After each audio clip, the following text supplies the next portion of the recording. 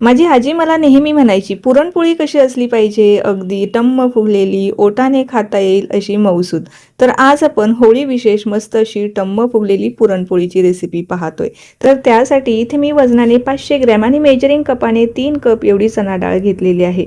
तर आता ही स्वच्छ धुवून कुकरमध्ये टाकून घेऊया. जेवढी डाळ घेतली होती ना, त्याच्याबरोबर आपल्याला 3.5 कप इथे पाणी घ्यायचं आहे.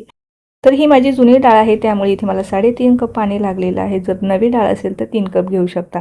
पाव चमचा हळद, तूप घालून आपल्याला याच्या 5 ते 6 शिट्ट्या काढायच्या आहे. कणिक मळून घेऊया. तर त्यासाठी इथे मी बरोबर 3 कप लोकवण जातीचे गहू घेतलेले आहे. त्याचं हे पीठ वस्त्रगाळ करून घेतलेलं आहे. ग्लासभर पाण्यात हळद टाकून मस्त पिठाचा गोळा मळून 20 ते 25 मिनिटं पाण्यात ठेवायचं आहे.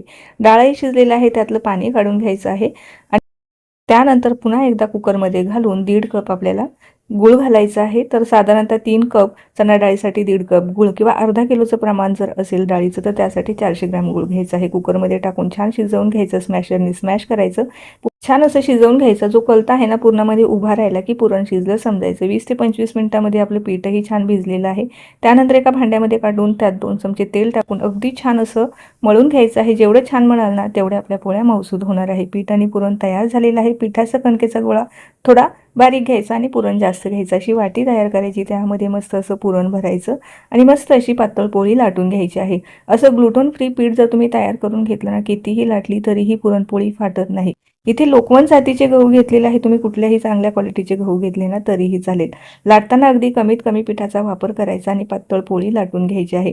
फक्त पुरणपोळी बनवताना ना जे पीठ आहे ना ते आपल्याला वस्त्रगाळ करून घ्यायचं आहे, म्हणजे कपड्याने पीठ चाळून घ्यायचं, म्हणजे पुरणपोळी कुठेही फाटत नाही. ही एक खास ट्रिक सुद्धा आहे. मस्त अशी टम्म पुरणपोळी फुगते. जर तुम्ही यापूर्वी अशी पुरणपोळी बनवली नसेल ना तर ह्या पद्धतीने जरूर ट्राय करून पहा. अगदी प्रत्येक पोळी तुमची टम्म फुगणार आहे आणि अगदी 2 दिवसापर्यंत ही मऊसूत राहते. काठामध्ये सुद्धा कडक होत नाही. मस्त पुरणपोळी तयार झालेली आहे. नक्की या होळीला ट्राय करून पहा. रेसिपी आवडली असेल तर लाईक आणि शेअर करायला अजिबात विसरू नका.